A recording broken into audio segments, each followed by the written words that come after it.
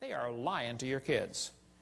Nothing about DNA has helped with the evolution theory at all. DNA, which stands for deoxyribonucleic acid, is the most complex molecule in the universe. Unbelievably complicated molecule.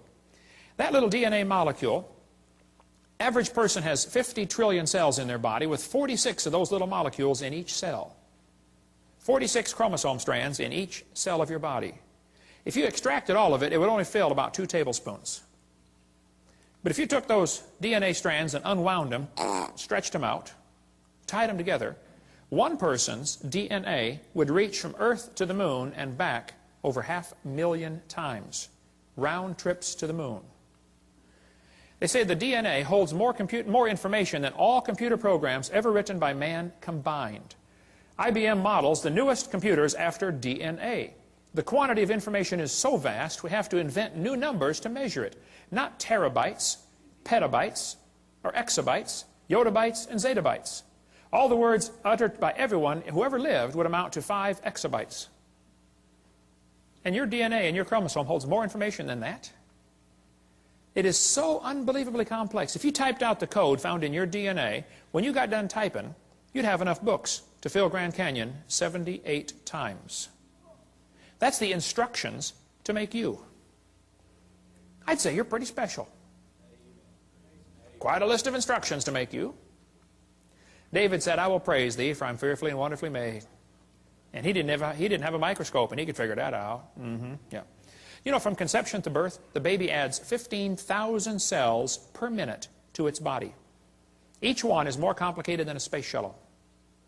How would you like to be in charge of the supply end of supplying a factory that is producing 15,000 space shuttles a minute? And it's your job to make sure they have all the nuts and bolts and screws and everything they need to put that thing together. Some of you women are saying, boy, I did it, and that's hard too. Sometimes they want pickles in the middle of the night, you know. What are you building down there anyway, you know? The probability of one DNA happening by chance has been calculated to be 1 in 10 to the 119,000th power. That's a big number when you figure the entire visible universe is about 10 to the 28th inches in diameter. DNA has not proven anything that would help the evolution theory. It's been made the problem much, much, much worse. But let's just assume that the chromosome number means something. And that, you know, it could evolve. Okay, well then I did some research on this. I discovered penicillin has 2 chromosomes. That one had to evolve first. And then slowly, over millions of years, they got some more chromosomes, because they're complicated, you know, and turned into a fruit fly.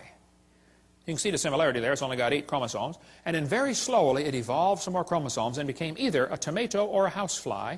Very tough to tell the difference. They're identical twins, you know. And then very slowly, over millions of years, it evolved into either a pea or a bee. You can see the similarity there, you know, pea, bee, very similar. And slowly became lettuce, and then a carrot, and finally, when we got to 22 chromosomes, triplets. The possum, the redwood tree, and the kidney bean all have 22 chromosomes. Average scientists cannot tell them apart. Let's see, which one is which here? Okay, let's see, tree, possum, bean, and we have 46, folks.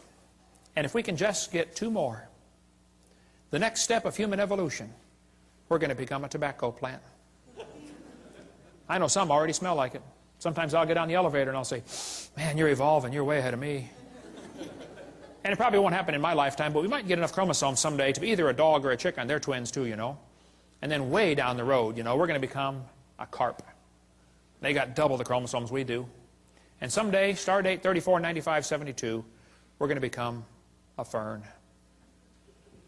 I was at a church one time, and this lady walked up to me afterwards, and she said, Mr. Hovind, I'm fern. I shook hands with that hand right there. I'll never wash it again. Hey, how come the evolutionists are always comparing things that fit their theory? Why don't they show us the things that don't fit their theory? Like, let's just say we're going to examine how things evolved based upon how long they lived. Well, we could arrange animals by how long they live, and we'll find out the hamster evolved first, slowly turned into a cat, and then a canary, and then a dog, and then a chimpanzee, and an alligator, elephant, horse, turtle, and human. We made it, folks. We made it. Let's arrange the animals based on how long they're pregnant, their gestation period. Well, in that case, the possum, only 13 days. How'd you like that, ladies? Only be pregnant for 13 days. Not bad, huh? Yeah, I'd have a bunch of kids in. slowly evolved into a hamster, then a rat, then a rabbit, kangaroo, on down the list, and the elephant. 640 days. They are the winner, the most evolved creature on earth. Or maybe, you can see here the cat and the dog are identical twins, you know. Maybe we should arrange them based on how much they weigh in their adult form. Well, the shrew only weighs 4 grams. Slowly it became a mouse. And very slowly, over billions of years, became a whale. The whale's the most evolved now. Why don't they show us these charts, huh? And why is it that amphibians have 5 times more DNA than mammals, and some amoeba have 1,000 times more DNA? They don't tell us these things, because it doesn't fit their theory. It's impossible to arrange in any sort of evolutionary series based on just one little bit of facts. You better find all the facts. You find out this evolution theory fails miserably. But they tell the kids, we're going to think critically. Boys and girls, there are 20 kinds of amino acids. That's a fact. Explain how this fact supports the idea that all life shares a common ancestor. How's a Christian kid supposed to answer that for homework for Monday? Don't you see a built-in assumption in this question? That's not learning to think critically. Would the kid be allowed, teacher, to explain how this fact that they all have 20, all life forms have 20 amino acids, would the kid be allowed to say, maybe that proves the intelligence of a common designer? Maybe God gave all the animals the same basic 20 amino acids so that we don't have to just eat each other, you know. I mean, if they're all totally different, wildly different kinds, then we could only eat other humans. But see, God made it this way so the brown cow can eat the green grass and give the white milk and make the yellow butter, and I eat it and get the blonde hair.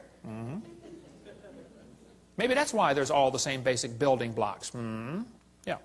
One of the lies they face in the textbooks is this idea that all these similarities prove a common ancestor.